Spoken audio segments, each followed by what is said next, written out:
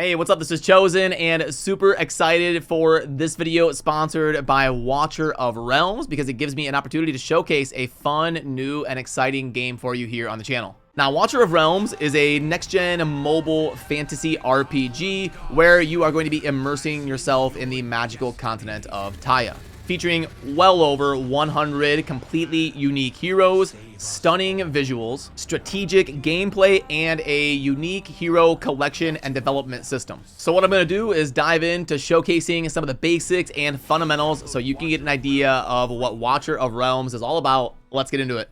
Alrighty, so as you can see right here where I'm on the hero page on my account, one of the first things that's going to stand out to you is the high quality audio and visual effects that are incredibly immersive and a new pinnacle in the quality of RPG games. And we've got pretty realistic, completely 360-degree character models that we can fully interact with that look amazing. And you can actually go back to the main screen and tab on over to the gallery and be able to look through all of these amazing character models. And this one right here is Volca, and you can actually unlock her by focusing on the storyline right here and making sure you tab through and do these different objectives that are going to walk you through the path towards acquiring her like that as you complete those different quests. And there's also a really grand worldview with rich storylines as you progress and play through these different chapters. And what you're going to be doing is building up your camp and your hero roster to collect and manage a wide, diverse range of factions, races, and all sorts of different ways to take down the different challenges you're going to come across in game. And as you dive into the different content and stages in Watcher of Realms, there's very user-friendly and deeply strategic gameplay involved, where you're going to fight against dauntingly menacing bosses on each level, and then defeating them is going to give you rich rewards. And you can also join a guild to team up with guild partners to take down this epic dragon boss and rush to the top of guild rankings. But now let me dive into clearing a new stage so I can give you a look at what I'm talking about in terms of those advanced mechanics and RPG elements. So when we click on fight for a new stage, what we can do is we can set up our team that we're going to be taking into battle. You can simply add and remove champions here. And then you also want to pay attention to the faction details right here, because you can get bonuses if you get faction members together on the same team. So you can see right here, I am using Borat and also two more to pair with them to get bonuses by using Camille. And also Rex right here, forming a team of 3. They're going to give each other bonuses for being in the same faction.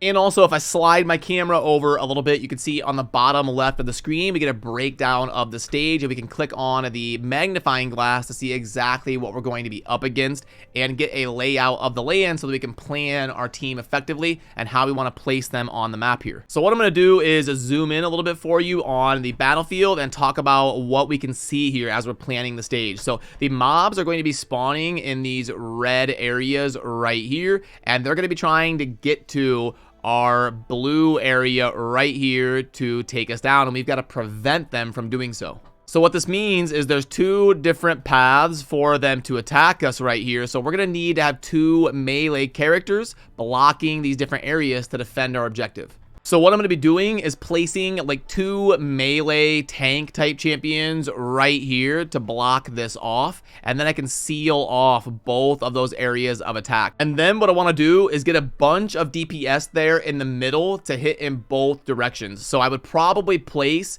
my 2 best damage dealers, like number 1 and number 2, right here in the middle. And then I'm going to take whichever my most vulnerable tank is, and I'm going to put a healer that can heal towards this direction and hit all of these different areas. And then my tank that is the most sturdy will go over here. That way I can kind of block both directions that they're going to be coming from, and you'll be able to see this in action when I dive into the stage. So we can back out of the look and start the battle, and then you'll be able to see this in action, and you'll see that stage that I was going over right here. You can also pause right when it starts and kind of grab your bearings and see what you want to be doing, and then try to remember what the plan was if you're going into a difficult stage that you really need to kind of make sure you place things effectively. So let's go ahead and hit play, and I'm going to want to put it on ×1 while I'm placing things. I'm going to want to get my kill zone set up and then face him in this direction.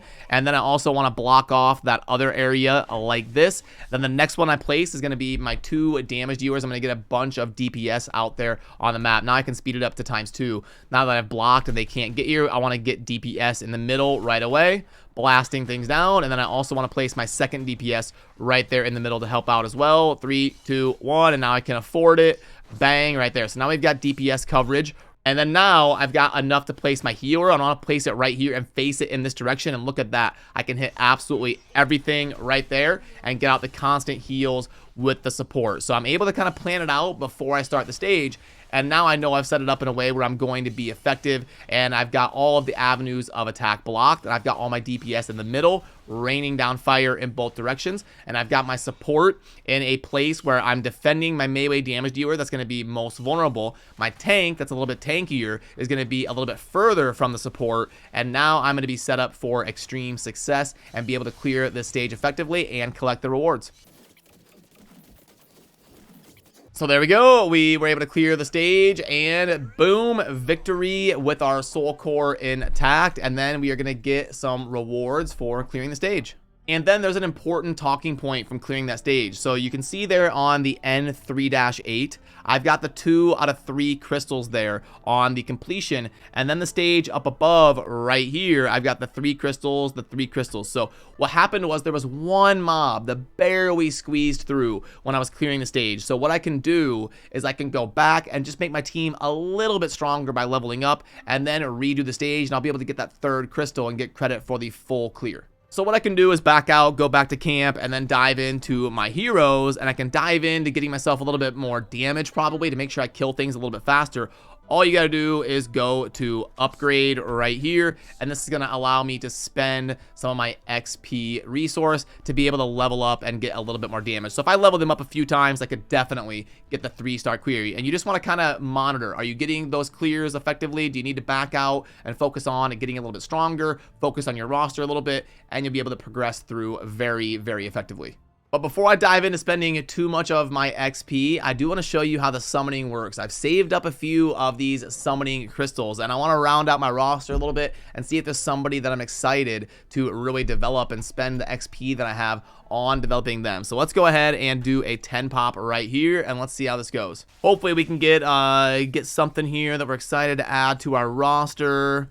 Okay, we got a few rares that are new, and we got a Borat right there. And that was actually super hype that I got a duplicate of Borat here because I actually use him as my melee main damage dealer. So what I can do is I can go over on the right side to Awaken, and I can put in that duplicate right here on the bottom left, which is why I slid my camera over so you can see this. I can put him in right there, click on Awaken, and then I'm going to make him a lot stronger and continue to progress him. So do pay attention with those rares that you're using because you can get duplicates of them and make your army a little bit more effective. And I've got 7 more, so let's rip them here and let's see what we can do. Another rare, very nice. I want to be able to round out with some good rares and be able to get them awakened and all of that.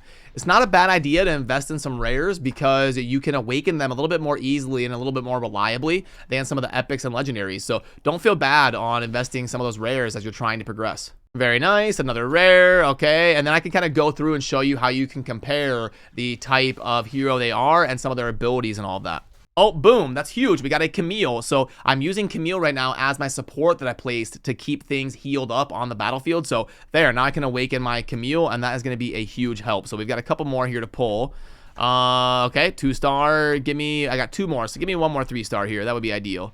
Oh my goodness, we got a 4-star. We actually got an epic. There we go. That is amazing. Now I may have a possible upgrade at the tank slot instead of the tank that I was using with Rex. We'll have to compare the two and see if I want to spend some of my XP on developing a new tank. So we'll have to check him out. Okay, but we've got 1 more, but it's already a win. Like we got an epic from the last set, and we got a new rare here. So that went exceedingly well. I got a couple duplicates to do some awakening, and I got a new epic to check out that might bolster my frontline tank.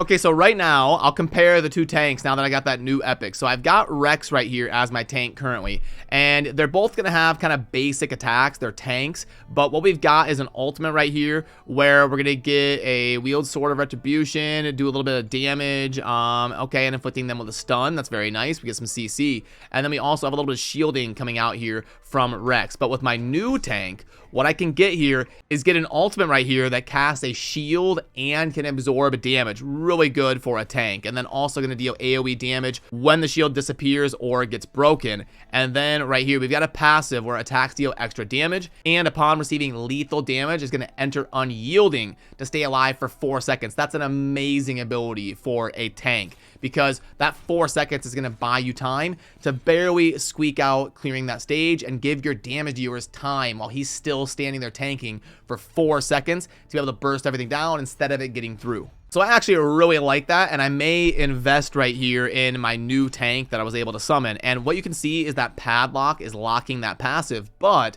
when I go over here to the right and I do a promotion, when I do this, it's going to unlock that Immortal Wrath passive. And you can see right there, it's going to display that, and it will no longer be hidden behind that padlock because we developed him and we unlocked that new skill, as you can see right there.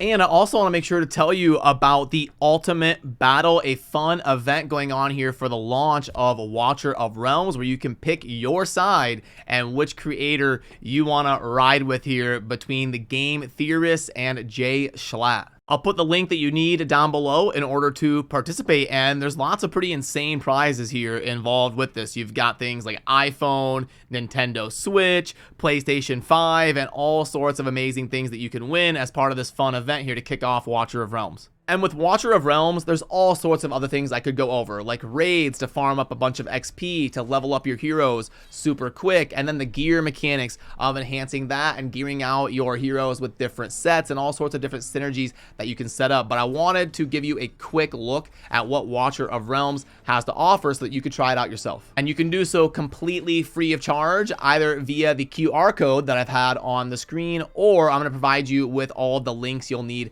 down below in the show notes and also the pinned comment. So yeah, massive shout out to Watcher of Realms for giving me the opportunity to showcase their game for you here on the channel. And I appreciate all of you. Thanks for watching. Have a great rest of your day. Peace.